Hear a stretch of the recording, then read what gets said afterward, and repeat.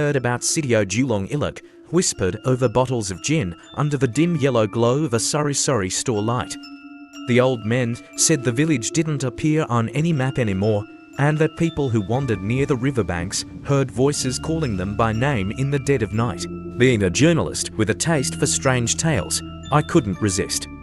A week later, I boarded a bus bound for the province of Quezon, carrying only a backpack, my recorder, and a healthy dose of skepticism. The locals in the nearby town of Alitap-Tap warned me not to go further. Dulong Ilog is cursed, they said. There are spirits in the trees, and they never forget. But warnings only made my curiosity stronger. I walked the rest of the way on foot. The road was overgrown, the sky a dull grey, and the air grew heavier with each step. I spotted the Balete tree long before I reached the village. It towered over the landscape like a god watching its people. When I arrived, the village seemed abandoned. Nipa huts stood quietly beneath the trees, their windows open like hollow eyes. Chickens wandered freely, but I saw no people. Just silent sand, that damned tree humming in the wind. I called out, but no one answered. The silence didn't feel empty, it felt watchful, like a crowd holding its breath. I stepped past the first hut and suddenly noticed footprints in the soft earth, barefoot and small, leading toward the tree. Inside one of the homes, a bowl of rice sat half-eaten beside a tin cup of salabat. The food was still warm. Whoever had been here must have left just minutes ago. That's when I heard it, the whisper. At first, it sounded like wine through leaves. But then it grew sharper, like someone hissing words too fast to understand. It came from the tree. I knew it, even before I turned to look. I walked toward the tree slowly, each step heavy. I felt something pressing in on my chest. The bark of the tree writhed slightly, as if the roots were breathing. Carved into its trunk were names, hundreds of them. Suddenly, a child's giggle echoed behind me. I spun around. Nothing. Just the abandoned huts, the rustle of leaves, and the heavy scent of rotting guavas. My skin prickled. I wasn't alone. I set up my tent just outside the village, near the river. I didn't plan to stay long, just get enough material for a feature article.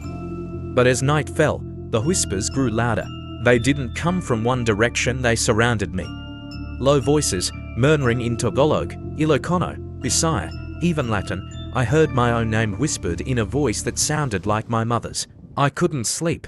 I stared at the tree through the mesh of my tent, and it stared back, unmoving yet alive. Just before dawn, I saw her, the girl, maybe 9 or 10, standing at the edge of the forest, barefoot and crying black tears. She didn't speak, just pointed at the tree and vanished into mist.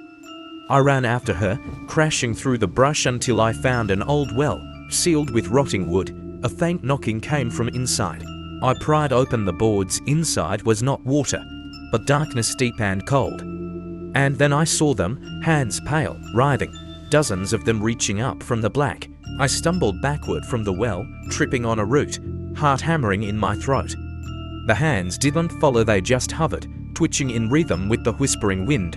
One of them wore a rosary. At sunrise, I returned to the village. An old woman sat outside one of the huts now, as if she had been there all along. Her skin looked like tree bark, and her eyes were clouded over, but she smiled at me with teeth too sharp for her age. You heard the tree, didn't you? She asked in a hoarse voice. I nodded slowly. She didn't seem surprised. It calls to those who are marked. You carry the scent of someone who broke the pact. I asked her about the pact, but she only said it began when the Spanish burned the river shrine. Blood soaked the roots. Since then, the tree keeps what it's owed. Her voice faded with the wind. Before I could ask more, she vanished literally. The hut behind her was empty. My recorder, still running, captured her voice, but the tape hissed halfway through. The words dissolved into static and screams. I fled the village again, hoping distance would bring clarity. But that night, the whispers followed me to the nearby town. They came through the hotel bathroom mirror, fogging the glass with words I didn't write. The words spelled out Huwag Kong Bumalik, don't come back. I wiped the mirror, but they reappeared, written in something redder than condensation, something that smelled like rust and rot. I left that night, but back in Manila, the nightmares began. The girl, the whispers, the tree, they found their way into every sleep, pulling me deeper each time. I woke once with mud under my nails. My therapist thought it was trauma.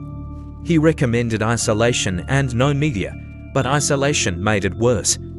One night, my phone rang at 3 a.m. The caller ID said, "Balete, Mo number, just that name." When I answered, I only heard my own voice crying and then silence. Not the silence of a dropped call, but the deafening, vibrating silence of a mouth wide open in the dark, right behind me. The moonlight filtered through the gaps in the canopy above, casting narrow columns of light onto the forest floor like silent spotlights. Eliza stepped carefully, the hush of leaves brushing her jeans the only sound that accompanied her breath. She glanced up at the towering balete tree ahead. Its roots cascaded downward like skeletal fingers, thick and tangled, forming unnatural shapes that seemed to breathe. There was something deeply wrong in its stillness. Eliza reached for her phone to check the time again, but it had died without warning. Not black screen dead, just blank, as if it had never been powered at all. She tapped the screen, nothing, not even a flicker. The wind shifted from deep within the roots. Something whispered, not words, not even language, but a texture of sound like breath through bone. Eliza froze. The noise had direction. It was moving around her. She backed away, foot crunching a branch. The sound cracked like a gunshot in the silence. The roots seemed to tremble, and in the shadows, something slithered, not fast, but deliberate, like it wanted her to notice. Eliza turned and ran, branches clawing at her jacket. Her breath quickened.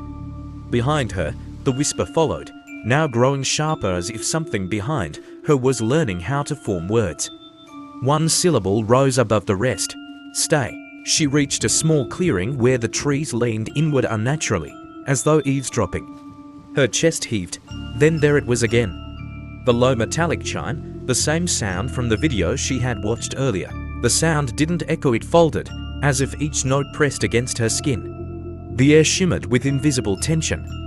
Her vision blurred slightly, and the shapes of the roots around her seemed to breathe again. Eliza collapsed to her knees. She whispered a prayer her grandmother had once taught her, hands trembling. But the ground beneath her pulsed, one subtle, rhythmic like a slow heartbeat, and it wasn't hers.